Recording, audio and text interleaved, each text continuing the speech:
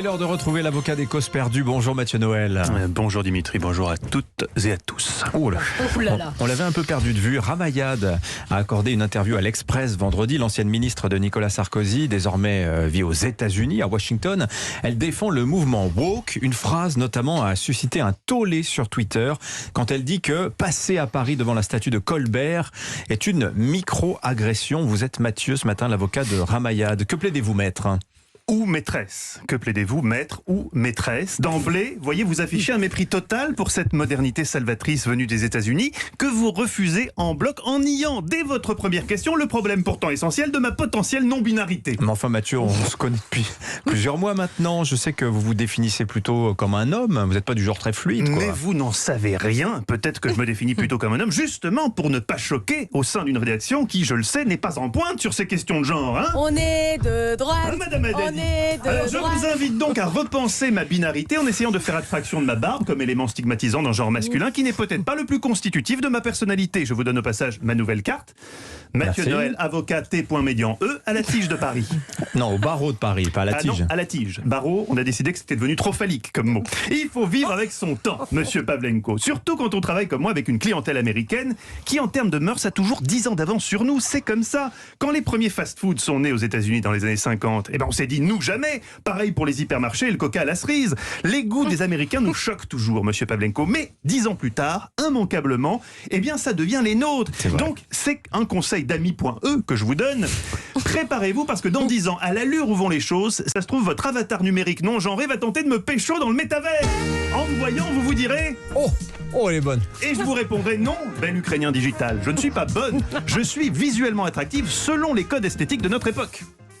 Attention, dans 10 ans, niveau flicage des mots, ça sera tolérance zéro. Pardon, ma cliente Ramayad n'aime pas que j'utilise cette expression. Ça la renvoie à l'époque où elle était sarkozyste. Figurez-vous qu'elle avait complètement oublié cette époque, Rama. C'est au cours d'une séance d'hypnothérapie à $200 de l'heure que c'est remonté à la surface. Ce fut, vous l'imaginez, extrêmement douloureux pour une progressiste comme elle, vivant aux States depuis 3 ans, de réaliser soudain qu'elle avait bossé avec Nadine Morano et Patrick Besson. Imaginez que ses amis wokistes de Washington l'apprennent. Oh my God. Mais c'est comme si Émeric Caron apprenait qu'il avait bossé chez Charal. C'est donc une femme encore sous le choc de découvrir qu'elle n'avait pas toujours été de gauche qui a donné cette interview à l'Express. Néanmoins, ma cliente ne retire pas un mot, notamment sur cette statue de Colbert qu'elle vit comme une micro-agression. Une micro-agression, monsieur Pavlenko, c'est comme un micro-pénis. Ce n'est pas parce que ça paraît anecdotique que ça ne peut pas faire de dégâts. Dans 10 ans, vous verrez, ça sera une évidence qu'il faut déboulonner Colbert. Type talentueux certes, mais esclavagiste, on efface.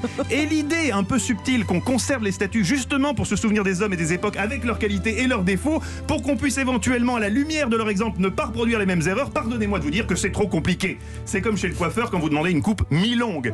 Intellectuel ou capillaire, le compromis n'est jamais une bonne idée. Souvenez-vous de ce qu'on s'est dit la dernière fois qu'Enissa est sortie du coiffeur. Oh, la vilaine coupe. Bien sûr, c'est pareil pour les statues. Soit on laisse tout, soit on coupe à ras. Ce serait trop compliqué de conserver Colbert en expliquant dans une notice la face sombre de l'homme, le contexte historique. Déjà, faudrait la lire, et ça fait bobo à la tête de lire, à la limite, un flashcode. Non, ne perdons pas de temps en finasserie intellectuelle, coupons.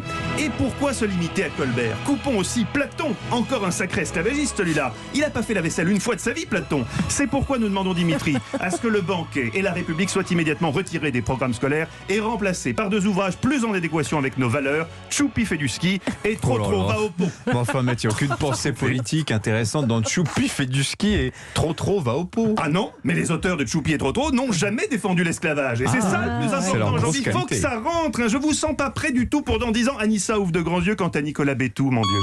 Mon Dieu, oui. Et oui, 4 minutes sur le wokisme. Je suis au regret de vous l'annoncer que Nicolas Bétou n'est plus. Heure du décès, 7h46. Mais c'est ça le wokisme. Micro-agression, maxi-réflexion. Et faut vous y faire, ça arrive très vite. Hein.